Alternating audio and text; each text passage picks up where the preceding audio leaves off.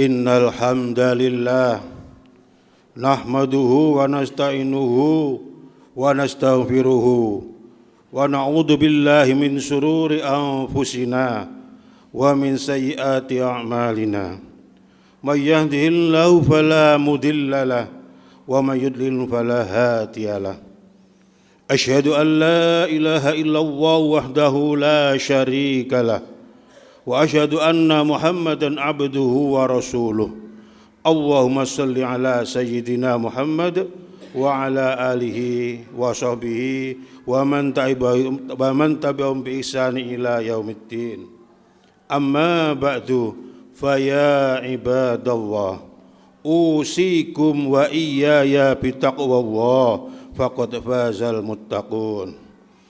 Qala Allah Ta'ala fil Qur'anil Karim, a'udzu billahi minasyaitonir rajim. Ya ayyuhalladzina amanu taqullaha haqqa tuqatih wa la tamutunna illa wa antum muslimun. Ma'asyiral muslimin rahimakumullah. Patutlah kita bersyukur kepada Allah bahwasanya di hari yang mulia ini, di tempat yang suci ini, kita bisa bersimpuh di masjid ini tidak lain hanya untuk memenuhi panggilan Allah untuk melaksanakan ibadah sholat Jumat.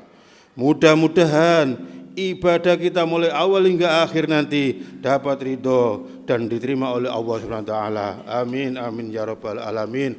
Untuk itu marilah kita bersama-sama meningkatkan rasa takwa kita kepada Allah, yaitu dengan takwa yang sebenar-benarnya, melaksanakan semua perintah-perintahnya Allah dan meninggalkan semua larangan-larangan Allah.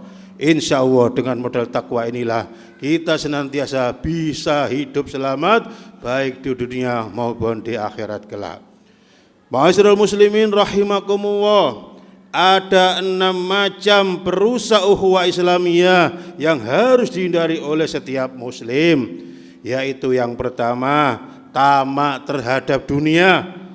Ada kalanya orang yang rakus terhadap dunia, tidak peduli bagaimana cara mencarinya, yang penting dunia dapat dimilikinya. Kadang-kadang iri terhadap harta yang dimiliki oleh orang lain, sehingga timbullah sifat iri dan dengki. Dalam hal ini Nabi bersabda, "Izhab fid dunya yuhibbuka azza wa jalla, wazhad fiha fi aidin nasi yuhibbukan nas." Bersikaplah, zuhudlah di dunia, Allah azza wa jalla akan mencintaimu. Dan bersikap zuhudlah terhadap orang yang dimiliki oleh lain, maka orang-orang akan mencintaimu. Dari pelajaran ini kita bisa mengambil sifat yang qanaah, bisa menerima apa yang diberikan oleh Allah tanpa iri hati pada harta milik orang lain. Dalam hal ini Allah berfirman dalam surat Toha ayat 131, A'udzu billahi minasyaitonir rajim. Wala tamuddanna 'ainaika ila ma matta'na bihi azwajan minhum zahratal hayatid dunya linaftiyanahum fi wa rizqu rabbika khairu wa abqa.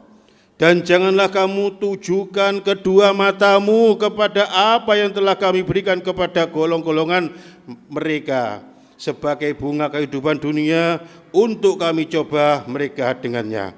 Dan karunia Tuhan kamu adalah lebih baik dan lebih kekal. Ma'asyiral muslimin rahimakumullah, perusak ukhuwah Islamiyah yang kedua adalah kemaksiatan dan kemungkaran. Orang yang senang dengan kemaksiatan dan kemungkaran itu sama saja dengan memutus hubungan dengan Allah, dan juga bisa jadi memutus hubungan dengan keluarga, serta dengan orang-orang yang senantiasa bersama dengan Allah. Mari kita timbang-timbang dengan kacamata kebenaran. Apakah kita senang dan lapang dada ketika berjumpa dengan saudara-saudara kita yang melakukan kemaksiatan dan kemungkaran? Tentu saja jawabnya tidak. Allah berfirman dalam Quran surat Az-Zukhruf ayat 67, A'udzu billahi minasyaitonir rajim. Al-ahillau yawma idzin ba'duhum li ba'din aduwwan illal muttaqin. teman-teman akrab pada hari itu sebagiannya menjadi musuh bagi sebagian yang lain kecuali orang-orang yang bertakwa. Kemudian perusak ukhuwah Islamiyah yang ketiga, tidak berpegang teguh dengan azab berbicara dalam Islam. Berbicara semaunya tanpa dilandasi ilmu agama Islam itu bisa merusak ukhuwah Islamiyah. Karena mungkin ada pembicaraan yang tanpa disengaja menyinggung perasaan orang lain sehingga bisa menimbulkan sakit hati seseorang.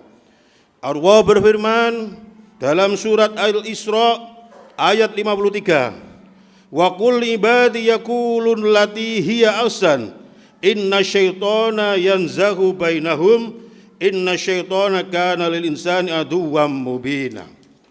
Yang artinya, dan katakanlah kepada hamba-hambaku, hendaklah mereka mengucapkan perkataan yang lebih baik.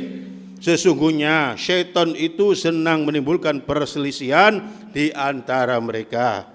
Sesungguhnya setan itu adalah musuh yang nyata bagi manusia. Kemudian apa yang lebih baik yang bisa kita lakukan? Nabi bersabda, al kalimatut thayyibatu shadaqah. Berkatalah yang baik itu adalah sedekah. Untuk itu marilah kita mulai berkata dengan perkataan yang lebih baik. Ma'asyiral muslimin rahimakumullah. Perusak ukhuwah Islamiyah yang keempat adalah berlebihan dalam bercanda. Banyak bercanda itu akan membuat orang-orang bodoh bersikap lanjang atau keterlaluan dan menjatuhkan kewibawaan. Rasulullah dulu pernah bercanda dengan para sahabatnya, namun candanya sedikit saja, relevan, jujur dan tidak mengandung hal-hal yang melukai perasaan dan tidak pula penganiayaan atau pelecehan. Banyak bercanda merupakan sebab terbesar dari sekian sebab permusuhan dan kebencian di antara sesama. Dalam hal ini Allah berfirman dalam surat Al-Maidah ayat 91, innama yuridu syaitana an yuqi'a bainakumul adawata wal baghdha'a fil khamri wal maisiri wa yasuddakum an dzikrillahi wa anil shalah fahal antum muntahun. Sesungguhnya setan itu bermaksud hendak menimbulkan permusuhan dan kebencian di antara kamu lantaran meminum khamr, berjudi dan menghalangi kamu dari mengingat Allah dan melakukan sembahyang. Maka berhentilah kamu dari perbuatan ini. Kemudian perusak ukhuwah Islamiyah yang kelima adalah perdebatan. Banyak orang yang senang berdebat tetapi tidak bermanfaat dan tidak ada hasilnya. Hal itu karena adanya sifat kecenderungan diri dan tipuan dari setan yang pada akhirnya setiap pihak selalu membenarkan dirinya sendiri. Dalam hal ini Nabi bersabda, inna abghadur rijali ilallahi Allah ladul khosimu. Sesungguhnya orang yang paling dibenci oleh Allah adalah orang yang paling keras permusuhannya. Hadis riwayat Bukhari Muslim.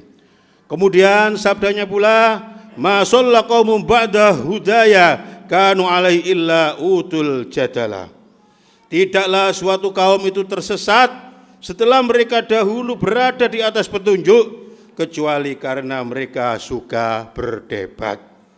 Kemudian perusak ukhuwah Islamiyah yang keenam adalah pembicaraan rahasia.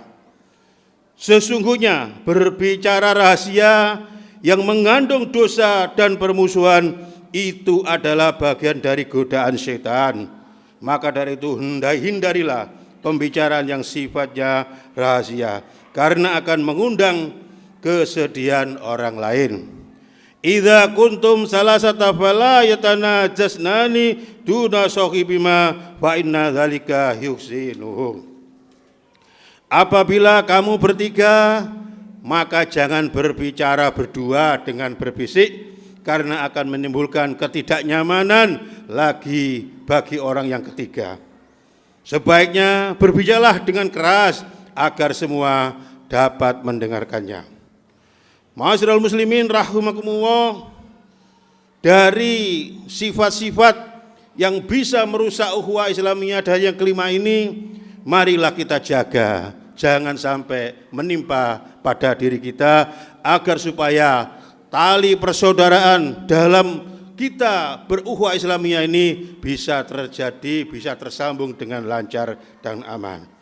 Demikianlah khutbah singkat yang dapat saya sampaikan. Mudah-mudahan apa yang saya sampaikan ini dapat bermanfaat bagi kita dalam hal membina ukhuwah Islamiyah yang lebih baik dan manfaat. Amin, amin ya rabbal alamin. A'udzu billahi minasyaitonir rajim. Bismillahirrahmanirrahim. Wal 'asr innal insana lafi khusr illa alladhina amanu wa 'amilus solihati wa tawashaw bil haqq wa tawashaw bis sabr. Barakallahu li wa lakum fil Qur'anil azim wa nafa'ani wa iyyakum bima fihi minal ayati wa dzikril hakim wa taqabbal minni wa minkum tilawatahu innahu was-sami'ul 'alim. Aqulu li hadza astaghfirullah li wa lakum wa li sairinal muslimin wal muslimat wal mu'minina wal mu'minat fastaghfiruhu innahu wal ghafurur rahim.